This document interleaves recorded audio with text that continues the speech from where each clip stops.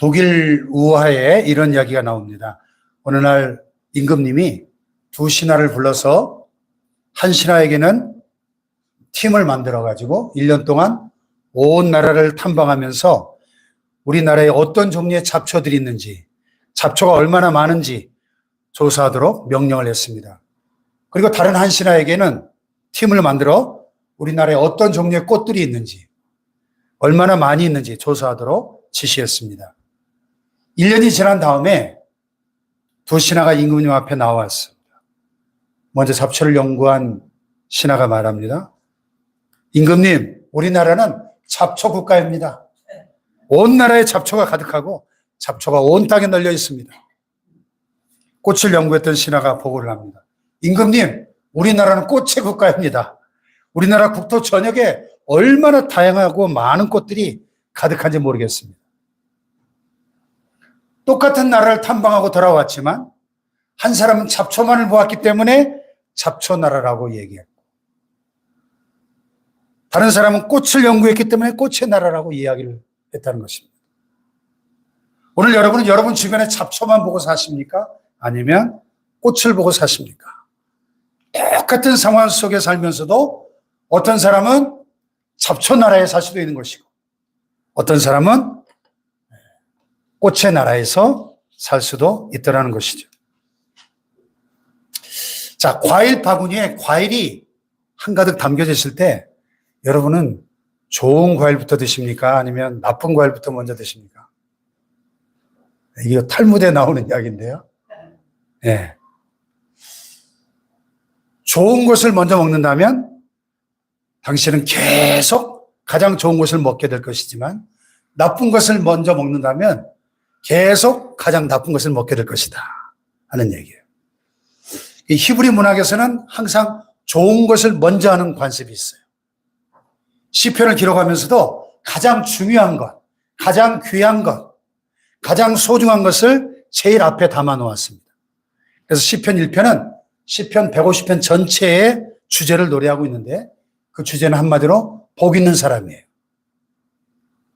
다 같이 복 있는 사람, 복 있는 사람. 이 시간 여러분 자신에게 한번 물어보세요. 나는 정말 행복한 사람인가? 아니면 내 옆에 있는 저 아무개 정도 되면 내가 행복할까? 아니면 내 삶 속에 무엇을 어느 정도 더 가지면 행복할 수 있을까? 수입이 조금 더 늘어나면 행복할 수 있을까? 내 자녀들이 지금보다 조금 더 잘 되면 행복할 수 있을까? 오늘 여러분은 행복하십니까? 옆에 분에게 한번 질문해 보세요. 오늘 당신 행복하십니까? 당신 행복하십니까? 물어보세요. 가끔 그 갤럽 같은 조사기관이 전 세계인의 행복 지수를 조사할 때가 있어요. 언제 행복하고 언제 불행한가. 그 요인을 물어보면 유독 우리나라 사람들은 환경 따라서, 특별히 물질적인 환경 속에서 행복 이하를 가늠하더라는 것이죠.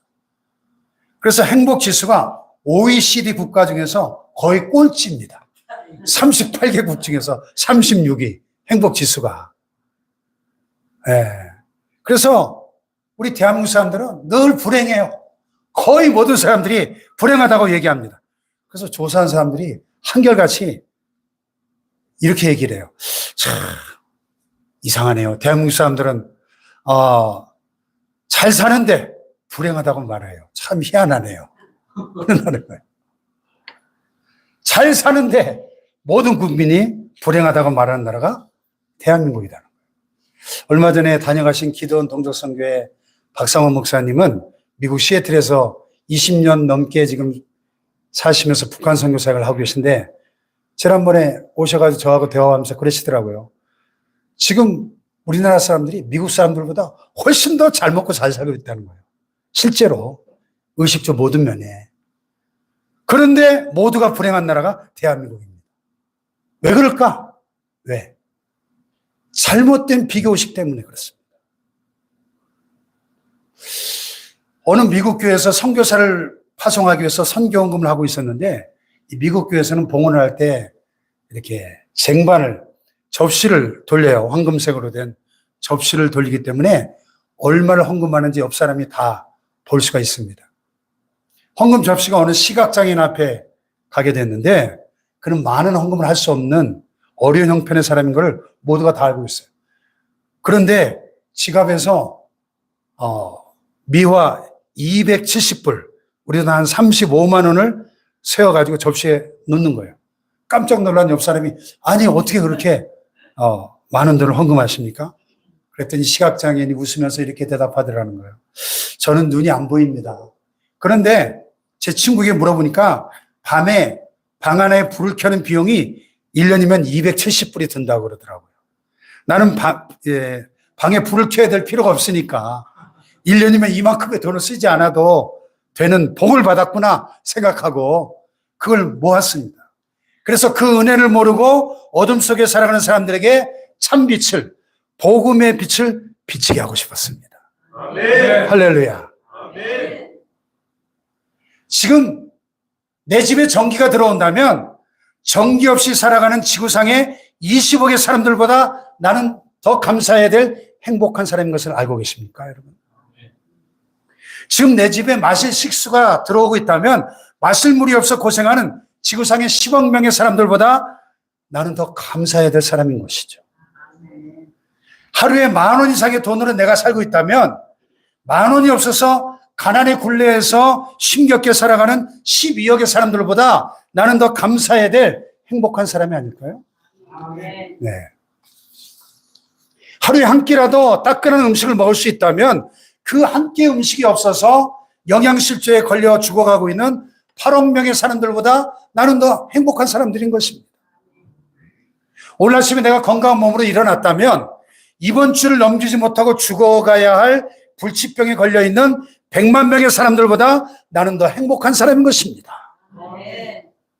먹을 음식이 있고 입을 옷이 있고 잠잘 보금자리가 있다면 인류의 4분의 3의 사람보다 더 행복한 사람이라는 사실을 깨달아야 됩니다.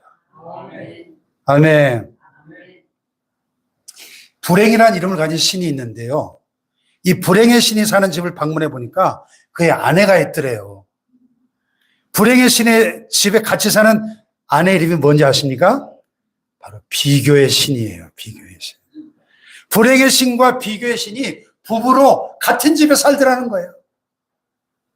잘못된 비교를 멈추지 않는 한 우리는 영원히 불행할 수밖에 없다는 것입니다. 아멘. 잘생기기를 목표로 하는 사람은 나보다 잘생긴 사람이 언제나 있기 때문에 늘 불행합니다. 잘 사는 것이 목표인 사람은 나보다 잘 사는 사람이 항상 세상에 가득하니까 늘 불행하더라는 거예요. 기억하십시오. 나는 이 세상에 단 하나밖에 없는 존재인 것입니다. 유일무이한 존재인 것입니다. 비교 불가의 희귀한 존재, 보배롭고 존귀한 존재인 거예요. 그래서 하나님이 나를 사랑하시는데 온 천하에 사랑할 대상하고는 오직 나 하나밖에 없는 것처럼 그렇게 사랑하신다는 사실을 깨달으시길 바라요. 자, 옆에 분을 축복해 볼까요? 당신은 이 세상에 단 하나밖에 없는 존재입니다. 유일무이한 존재입니다. 비교 불가의 존재입니다. 아멘? 네.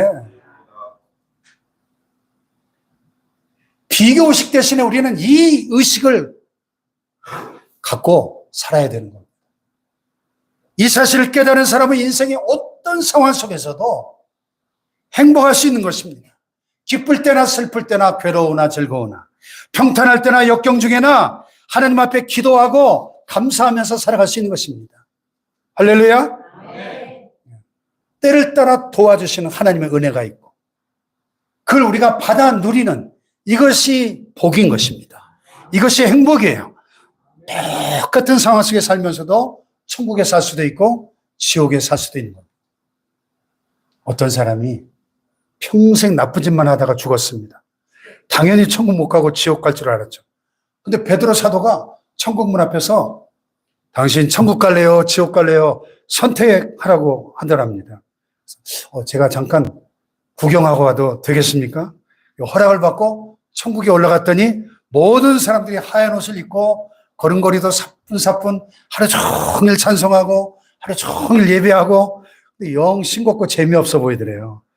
그래서 이번에 지옥에 내려갔더니 그냥 왁자질 걸 술집에 사람들이 와글와글하고 카지노에 사람들이 막 시끌벅적하고 입구에서 쭉쭉빵빵 예쁜 아가씨들이 어서 오십시오 하고 난리가 났더래요. 그래서 올라와가지고 베드로 사도에게 저는 아무래도 지옥 체질인 것 같습니다.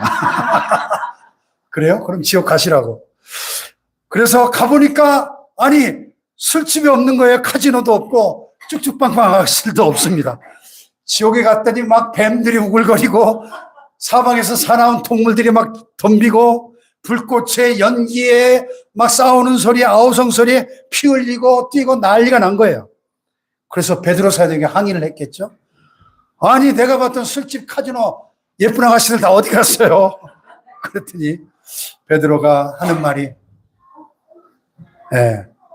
당신이 구경 갔을 땐 관광비자로 갔던 거고 이번에 영주권을 받아갔으니 이제 사는 동네가 다릅니다. 그러더래요.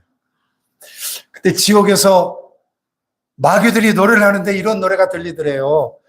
사랑은 아무나 하나, 천국은 아무나 가나. 천국은 아무나 갑니까? 천국 체질이어야 가는 거지.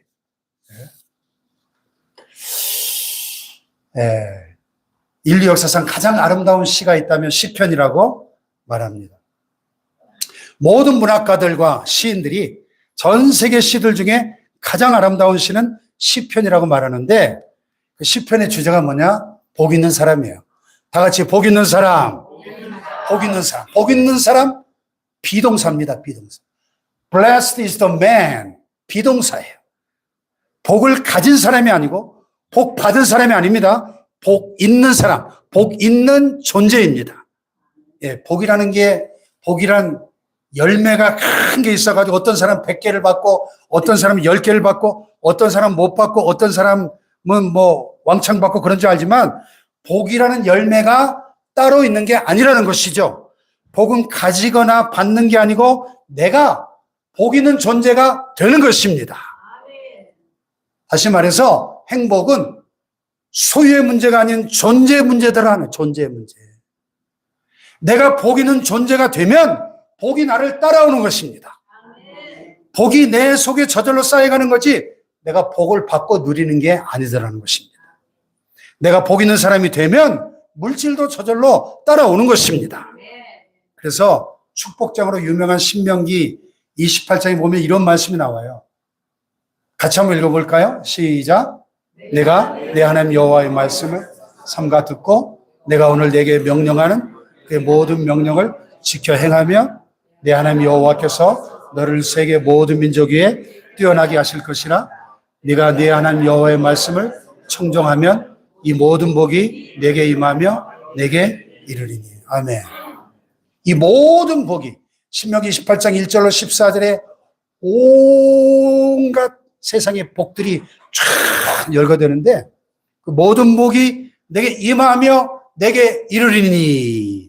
어떻게 할 때? 내가 하나님의 말씀대로 지켜 행하면, 말씀에 순종하는 사람이 되면, 즉 복 있는 사람이 되면 이 모든 복이 내게 임하며 내게 이를 것이다. 즉 이 모든 복이 나를 따라다닐 것이다. 그런 뜻입니다. 아멘. 그래서 표준 세번역에서 이 구절을 이렇게 번역했어요. 너희가 너희 주 하나님의 말씀에 순종하면 이 모든 복이 너희에게 찾아와서 너희를 따를 것이다. 아멘. 그래서 본문 시편 1편을 시작하는 말, 문을 여는 단어가 복 있는 사람은 이렇게 시작되고요. 끝맺는 말, 문을 닫는 말이 뭐냐? 망하느니라. 다시 말해서 인생은 누구에게나 모든 인생의 앞길에 복 있는 사람이 되는 길이 있고 망하는 길이 있더라 하는 거예요. 그래서 신명기에 보면 모세가 고별 설교에서 죽기 전에 남긴 유언 설교에서 하나님의 말씀을 대언하는데요. 보라, 오늘날 내가 너희 앞에 생명과 사망과 복과 저주를 두었느니 너희가 살기 위하여 생명을 선택하고 그랬어요.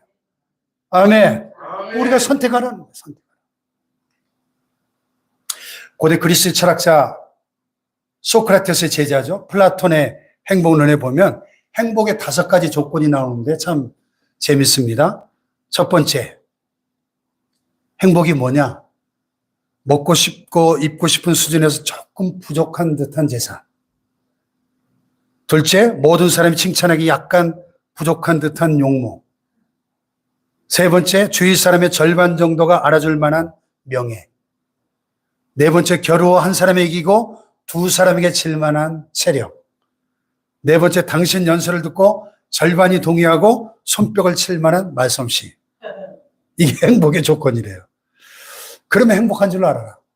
제가 설교 준비하면서 오늘 이 설교를 통해 여러분 중에 절반만의 은혜를 받으면 나는 행복한 사람이구나 하는 생각이 듭니다. 여기에 이제 겸양의 미덕이 숨어 있는 거죠. 나는 늘 부족해서 하나님을 의지하지 않고는 살아갈 수 없는 존재입니다. 그게 행복이라는 거예요. 환경이나 조건 속에 있는 것이 아니더라는 겁니다. 나는 은혜 아니면 살아갈 수가 없습니다. 하나님 없이는 살 수가 없는 존재입니다. 그래서 늘 하나님과 대화하고 하나님께 여쭤보고 의논하고 그렇게 살 수밖에 없는, 그게 행복이더라는 거예요. 오늘 본문을 잘 보십시오. 내가 복 있는 존재가 되고 나면 내 속에 어떤 권세가 나타납니다. 어떤 힘이 나타나는데 그게 뭐냐? 불행을 거절할 수 있는 힘입니다. 죄를 이길 수 있는 권세가 우리 가운데 나타나게 되는 겁니다. 복 있는 사람의 권세, 불행을 거절할 수 있는 힘, 죄를 이길 수 있는 권세가 나타나는 겁니다. 할렐루야. 자, 머리에 부정적인 생각들이 싹 스쳐 지나갔다고 내 입으로 그 부정을 토해내면 이미 권세가 없는 거예요. 내 삶 속에 좀 어려움이 있다고 해서 그걸 내 마음속에 불행하다고 느끼면 이미 권세가 없는 것이란 말입니다. 여기 본문 1절에 보면 히브리 문학의 강조법이 나오는데요. 같이 한번 읽어볼까요? 시작. 복 있는 사람은 악인들의 꾀를 따르지 아니하며 죄인들의 길에 서지 아니하며 오만한 자들의 자리에 앉지 아니하고. 히브리 문학에서 강조를 하려고 하면 반복을 합니다. 특별히 최상급 강조를 할 때는 삼중 병행 구절을 나열하면서 강조를 하는데 여기 보면 동사가 따르다, 서다, 앉다, 동사의 삼중 병행 귀가 나오고요. 또 명사가 꾀, 악인들의 꾀, 죄인들의 길, 오만한 자들의 자리, 명사의 삼중 병행 귀가 나오고요. 악인, 죄인, 오만한 자, 전부 이 나쁜 사람에 대한 삼중 병행 귀죠. 복 없는 사람, 망하는 사람은 나쁜 일, 악한 일, 남을 해치는 일, 부정적인 일들이 머릿속으로 내 생각 속에 휙 지나갈 때 여러분 제비가 내 머리로 휙 스쳐 지나가는 걸 막을 방법은 없습니다. 예, 나쁜 생각, 음란한 생각이 내 머릿속에 휙 지나가는 건 내가 어찌할 수 없는 차원이죠. 근데 제비가 내 머리 위에다가 둥지를 트는 건 막을 수 있잖아요. 근데 이것을 내 머리 위에 둥지를 틀게 만들어가지고 그 생각을 구체화하고 그 나쁜 행동으로 옮기고 그 행동이 반복되어지면 습관화가 되어지고 라이프 스타일이 되어버립니다. 그러면 하나님이 버린 인간이구나 생각하면 된다는 겁니다. 이것이 신학적인 용어로 유기라 그래요. 유기. 망하도록 하나님이 내버려 둔다는 것입니다. 내 머릿속에 나쁜 생각이 휙 스쳐 지나갈 때 둥지를 틀지 못하도록 쫓아버려야 됩니다. 그걸 행동으로 옮기기 전에 거절할 수 있는 용기, 권세가 나타나야 되는 겁니다. 근데 그게 습관화되어 버리면 라이프 스타일이 되니까 그러기 전에 이것이 습관화되려고 할 때 내가 이러다가 망하지, 이러면 안 되지 결단하고 단절하고 돌아서고 회개할 수 있을 때 그 사람이 하나님이 택한 백성, 복 있는 사람이라는 것입니다. 아멘. 할렐루야. 아멘. 예. 이 나쁜 습관이 돌이킬 수 없는 라이프 스타일이 되어버린다면 하나님이 유기했다, 망하도록 지옥 가도록 내버려둔 존재다. 신학에서 그렇게 이야기하고 있습니다. 그러나 복 있는 사람은 악인들의 꾀, 이 나쁜 꾀가 뭐예요, 여러분? 악인들의 그 계획, 계략, 따르지 않는다는 겁니다. 나쁜 길에 가지 않고 서지 않는다는 겁니다. 나쁜 일을 도모하는 자리에 같이 앉지 않는다는 것입니다. 네. 자, 왜 그렇게 많은 사람들이 악인의 길을 가는지 아십니까? 간단해요. 욕심 때문입니다. 욕심. 속이는 자도 나쁘지만 속는 자도 나쁩니다. 꼬드기는 자도 나쁘지만 꼬드김에 넘어가는 자도 똑같은 거예요. 부정적인 말을 하는 인간도 나쁘지만 그 말을 듣고 가만히 앉아서 침묵하고 있다는 것은 침묵은 동의거든요. 오직 각 사람이 시험을 받는 것은 자기 욕심에 끌려 미혹됨이니 그랬어요. 욕심 때문에 악을 저지르게 된다는 것입니다. 이 교회 생활도 마찬가지예요. 우리가 축복교회 성도로 살아가면서 이만하면 행복하다. 이만하면 감사하다. 그러면 이단이나 사입이나 악한 세력들이 감히 넘보지 못합니다. 교회를 벗어나서 엉뚱한 짓을 하지 않습니다. 축복교회 성도로서 이만하면 행복하다. 이만하면 감사하다. 아멘. 내 남편과 내 아내와 살면서 부족한 듯 또 부모님 모시고 내 자식들과 살면서 그래도 이만하면 행복하다. 그러면 이만하면 감사하다. 우리 가정 이만하면 행복하다. 그게 행복이라는 겁니다. 할렐루야. 여러분 평범한 삶 속에 하나님이 행복이 깃들게 해놓으셨어요. 평범하게 살아가는 가정이 얼마나 복받은 가정인지 깨닫고 살아가야 됩니다. 내 곁에 살아가는 사람들이 있다는 사실이 얼마나 귀중한 것인가를 깨닫고 옆에 있는 분들의 손을 꼭 잡을 줄 알아요. 자, 옆 사람 손을 한번 꼭 잡아보세요. 당신은 귀중한 사람입니다. 할렐루야. 이만하면 행복하다. 이만하면 감사하다. 그러면 욕심에 빠져들지 않아요.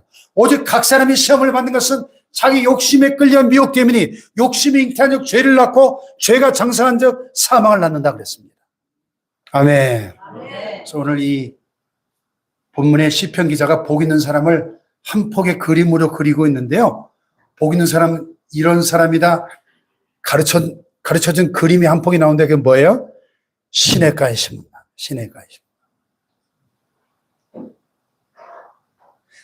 새가 열매를 담고 날아가다가 시냇가에 똥을 싸가지고 어쩌다 떨어져서 이렇게 도달한 나무가 아니에요. 아무렇게나 버려진 나무가 아니고 하나님이 다 계획이 있고 목적이 있어서 심어주신 나무가 바로 시냇가에 심은 나무인 겁니다. 아멘. 자, 이 홍 목사가 여러분 마음에 쏙 드시겠습니까? 마음에 안 드는 구석도 많겠지만 하나님이 축복교회 우리 홍성진 목사를 심어주셨다. 우리 곁에 심어주셨다.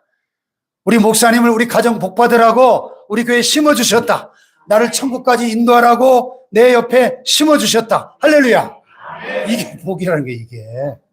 아멘. 할렐루야. 아멘. 우리 교인들을 한 분 한 분 바라볼 때 부족함도 있지만 내 곁에 심어주셨구나.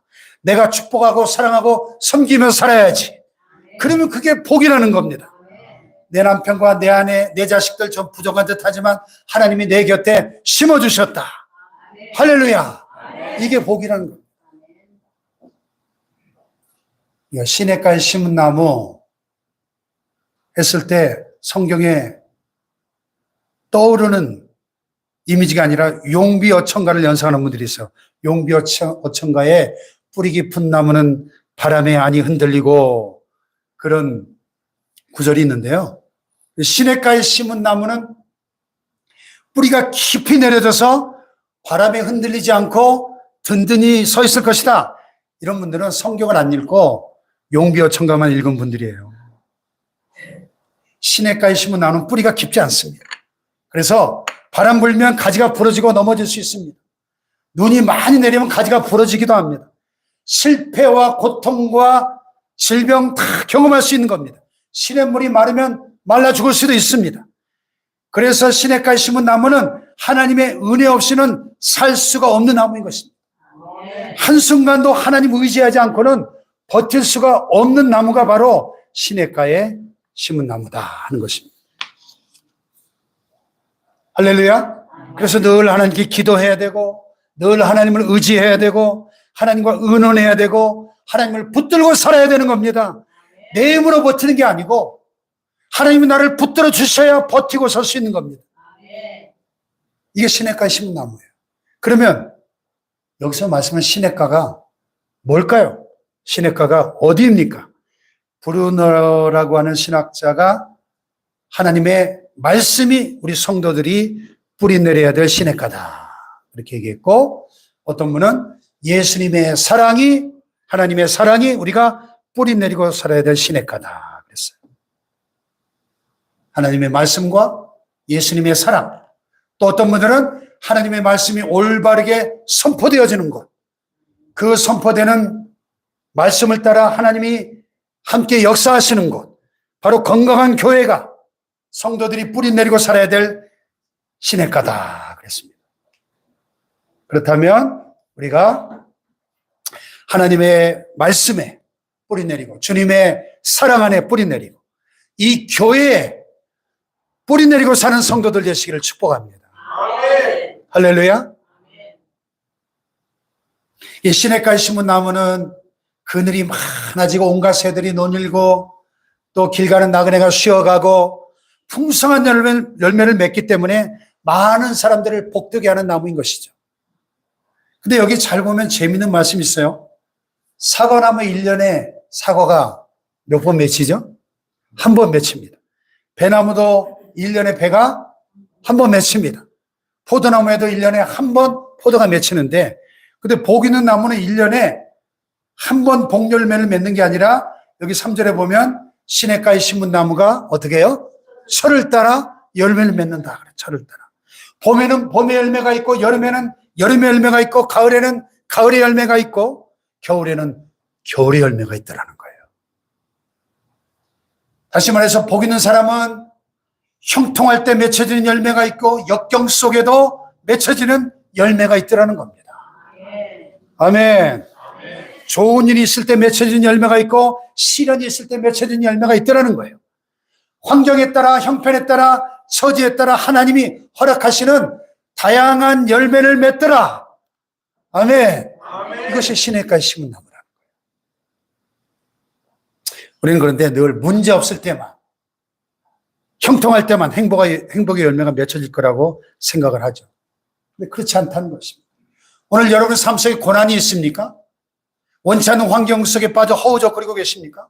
누구에도 말할 수 없는 눈물 어린 가슴 아픈 사연이 있습니까? 그 속에서 하나님이 기대하시는 열매가 있음을 믿으시기 바랍니다. 존 버년이 쓴 철로역정에 보면은 주인공 크리스천이 장차 멸망할 도성, 장망성을 떠나 천성을 향해서 쭉 가다가 설명신의 집에 들어갔어요. 설명신의 집에 들어가 보니까 이 세상 사는 사람들의 그 불꽃이 하나씩 다 있는 겁니다. 홍성진의 불꽃, 여러분 각자의 불꽃이 다 있는데 어쩌든지 이 불꽃이 꺼지면 인간이 멸망하는 거예요. 이 불꽃들이 시련을 겪으면서 온갖 질병과 실패와 고통, 절망, 좌절, 낭망, 고난을 겪더라는 겁니다.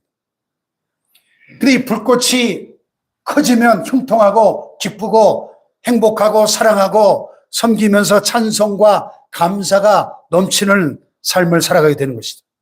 그런데 보니까 마귀가 큰 부채를 가지고 바람을 막 일으키니까 어떤 불은 온갖 시련을 겪습니다. 그러다가 꺼지는 불꽃들이 부지기습니다.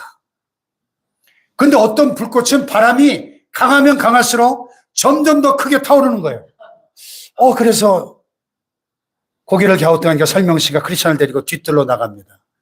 뒤뜰에 가보니까 불꽃마다 호스가 이렇게 연결되어져 있는데 큰 기름 탱크가 하나씩 있습니다. 기름 탱크가 메말라 있는 불꽃은 사탄의 부채바람에 온갖 시련을 겪습니다. 그러나 기름 탱크가 가득 담겨져 있는 불꽃은 세상 비바람 때문에 흔들리는 게 아니라 시련이 크면 클수록 더 활활 동남풍아 불어라, 서북풍아 불어라, 불꽃이 점점 더 커지는 거예요. 할렐루야. 네.